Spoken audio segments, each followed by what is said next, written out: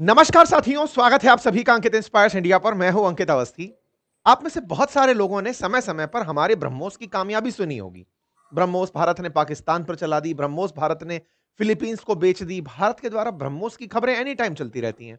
जिस मिसाइल को आप पाकिस्तान पर दाग चुके हैं, जिस मिसाइल को आप फिलीपींस जैसे देश को बेच चुके हैं, अब न्यूज़ बन रही है कि उसकी टेस्टिंग हो रही है। ये तो मजाक हो गई। भारत के द्वारा हाल ही में ब्रह्मोस मिसाइल की टेस्टिंग की गई है। अब ब्रह्मोस मिसाइल की टेस्टिंग पर एक बड़ा सवाल है कि जिसे आप युद्ध में दुश्मन पर चला दे रहे हो, दुश्मन जिसका पता नहीं लगा पा रहा है, उस मिसाइल को टेस्ट क्यों कर रहे हो? इसका मतलब कुछ तो ऐसा है जिसे आप छुपा रहे हो। मैं कोई सरकार की नीतियों को आपके सामने खोल कर नहीं रख रहा हूं, लेकिन हां, जो चीज बिल्कुल सबके सामने निकल कर आ गई है, बस उस पर अपनी दृष्टि आप लोगों के साथ साझा कर रहा हूं। मुद्दा यह है कि जिस मिसाइल को हमने बेचा हो, वो मिसाइल हाल ही में सुर्खी तब बनी जब चाइनीज लोगों की हमने आनंद ले लिए। आनंद किस मामले में? पिछले 2 महीने से हम चाइना के कई जहाजों को थका रहे हैं, क्योंकि भारत अपने ब्रह्मोस मिसाइल के एक नए वर्जन का टेस्ट करने जा रहा था। इस नए वर्जन की कहानी 10 साल पुरानी है। पूरी दुनिया इस पर नजर गड़ाए बैठी है कि भारत का नया ब्रह्मोस कैसा होगा। आप में से भी बहुत सारे लोग शायद इस ब्रह्मोस के बारे में पहले से परिचित ना हो, जिसका परीक्षण हमने कर डाला है। इसीलिए आज के सेशन में मैं आपको जानकारी दे रहा हूं। मैं आपको जानकारी दे रहा हूं, इसके साथ एक जानकारी और जान लीजिए। ब्रह्मोस के इस परीक्षण में चीन को थकाने वाली बात क्या है? कैसे चीन ने इसको 4-4 जहाजों से ट्रैक करने की कोशिश की और हमने उसे हर बार बेवकूफ बनाया। और जिस समय वो बिल्कुल वही वाली बात, जंगल में शेर आया, शेर आया, शेर आया, और जब वो हल्का-सा भी कैज़ुअल हुआ, शेर आकर खा गया। भारत ने बिल्कुल वैसा ही किया। आज की कहानी में ब्रह्मोस का नया वर्जन है, तो चाइना का बेवकूफ बनना है। सारी बातें डिस्कस करेंगे, इसीलिए उल्लू बनाया और बड़ा मजा आया वाली बात है।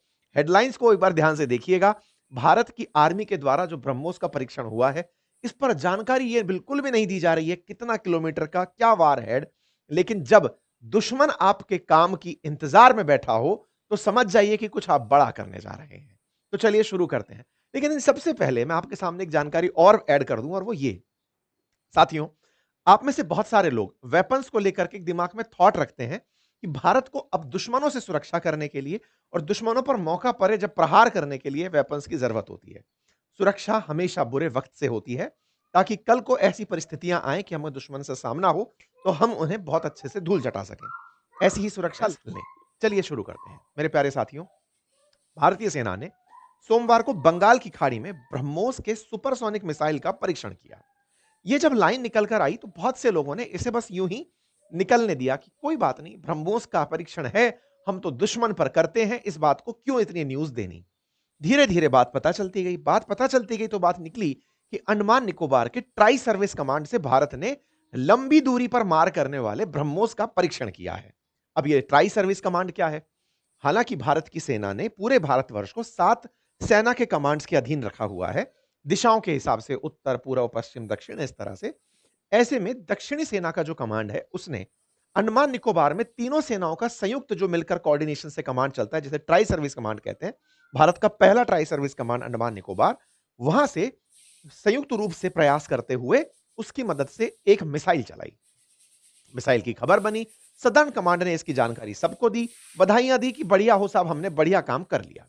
तस्वीरें भी बाहर निकल कर आई।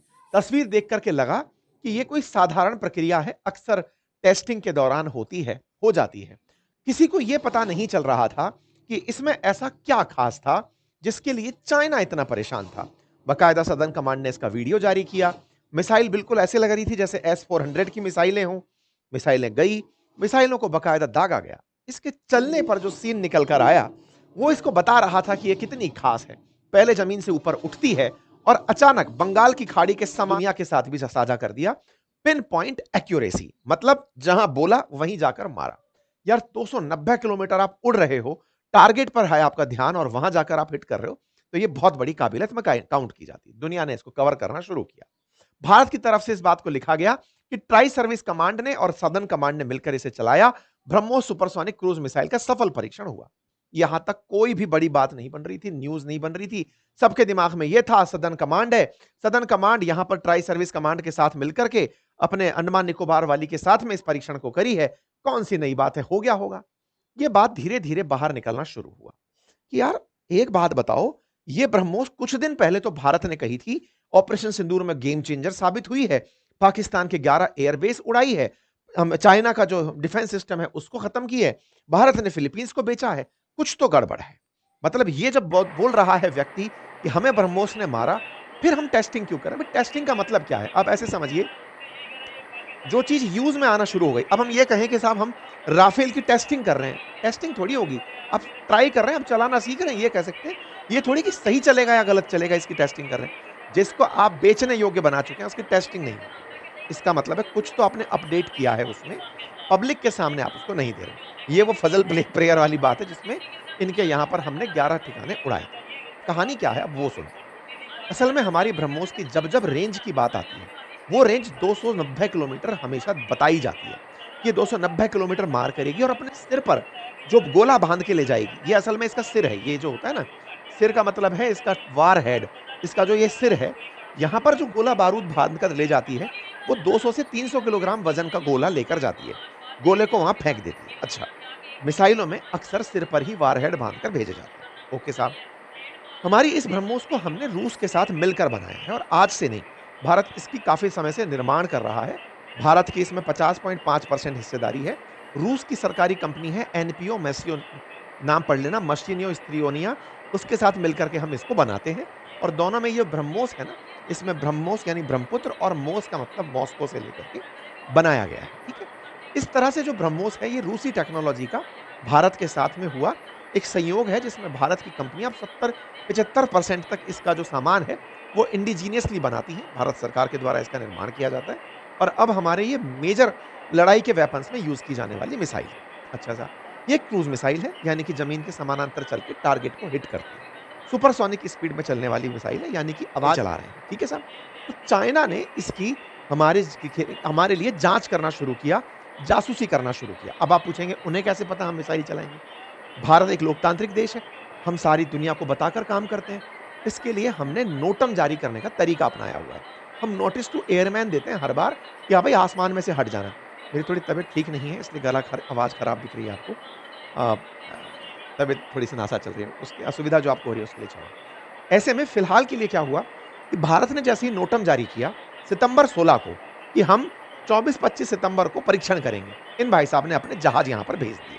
ये देखो, युआंग वांग 5 नाम का इनका जहाज है, पानी का जहाज है। युआंग वांग 5 बंगाल की खाड़ी की तरफ रवाना कर दिया। क्यों? क्योंकि भारत ने 24-25 सितंबर को कहा है, इन भाई साहब ने 18 सितंबर को ही पानी का जहाज इस तरफ चलाना शुरू कर दिया कि चलो चाइना से अब जहाज जाएगा, मालूम करेगा भारत परीक्षण कैसे करता है। अक्टूबर हमने उस दिन परीक्षण नहीं किया। हमने 6 अक्टूबर को फिर नोटम जारी किया। हमने कहा सॉरी, हम 15 से 17 अक्टूबर को परीक्षण करेंगे। 15 से 17 अक्टूबर को करेंगे और कहा कि थोड़ी रेंज बढ़ाकर करेंगे, थोड़ा बड़ा दूरी तक मार करेंगे। हमने ये नोटम जारी किया। चाइनीज लोगों ने सोचा कि अच्छा, पिछली बार हो सकता है इनकी तैयारियां पूरी न रही हों, अब करेंगे 15-17 अक्टूबर को। चाइनीज लोगों ने 15-17 अक्टूबर को ध्यान में रखते हुए फिर से अपना यहां पर पानी का जहाज भेज दिया। युआंग वांग 5 फिर लौट करके यहां पर चला आया कि चलो चलते हैं, इस बार ये लोग परीक्षण करेंगे। हमने तब भी नहीं किया। 9 अक्टूबर को कहते हैं हम लोग हम 15 से 17 अक्टूबर तक करेंगे और उसकी जो रेंज है ना वो 3550 किलोमीटर रखेंगे। इन्हें लगा इसका मतलब अब भारत जो है अग्नि 5 का परीक्षण करने जा रहा है। यहां तक की रेंज दी है, हम यहीं जाके खड़े होंगे, देखेंगे चलता कैसे है, क्योंकि दुश्मन को आपकी ताकत देखने में बड़ा मजा आता है कि कर भी पा रहे हैं कि नहीं कर पा रहे हैं। तो भाई साहब इन्होंने अपने जहाज यहां पर भेज दिए। अब यहां पर जहाज भेजे तो इनको थोड़ा सा मामला गड़बड़ लगा, यार ये लोग उल्लू बना रहे हैं। इन्होंने एक जहाज परमानेंटली, जिसका नाम था शेन हाई, ये उठा करके इन्होंने मालदीव्स में खड़ा कर दिया कि तुम वहां जाकर खड़े हो जाओ। शेन हाई यू वी हाउ करके एक जहाज है, जिसको ले जाकर वहां खड़ा कर दिया कि तुम यहीं पर खड़े रहो, जब चलेगा तब देख लेना। कोई बात नहीं, भारत ने तब भी परीक्षण नहीं किया। 8 नवंबर को इन्होंने फिर एक और जहाज पानी का हमारे यहां भेज दिया, लान हाई 201 करके, कि बेटा तुम कितना भी बड़ा बेवकूफ बना लो, क्योंकि हमें समझ में आ रहा है तुम्हारा जो दिमाग है ना वो हमें चकमा देने का हो रहा है, हम और जहाज खड़ा कर देंगे। भाई इन्होंने एक और जहाज यहां पर खड़ा कर दिया। समय बीतता गया, भारत ने फिर से इनसे कहा हम 25 से 27 नवंबर को परीक्षण करेंगे। भाई साहब हमने परीक्षण तब भी नहीं किया, लेकिन इस बार चाइना वालों ने एक और जहाज भेज दिया। चाइना वाले भारत की हर परीक्षण तिथि पर इतने जहाज खड़े कर दिया कि आप जानकर हैरान हो जाएंगे। भारत ने चाइना ने बंगाल की खाड़ी में 4-4 जहाज 28 नवंबर को लाकर खड़े कर दिए कि हम चेक करेंगे कि आप क्या चला रहे हैं। 28 नवंबर को जब इनकी 4 जहाज की खबर बाहर आती है, भारत 30 नवंबर को सारे के सारे नोटम कैंसिल कर देता है। हम नहीं कर रहे परीक्षण, हमारा कैंसिल हो गया। इधर चला उधर चला जैसा माहौल बना दिया। कुल मिलाकर के भारत ने एमटीसीआर में साझा होते हुए लॉन्ग रेंज मिसाइल का परीक्षण किया। आप में से कुछ लोग हो सकता है आज मुझ पर ये सवाल उठाएं, आप क्यों बता रहे हो ये सब बातें? अब इतना तो ऑब्जर्वेशन आप भी देख लें।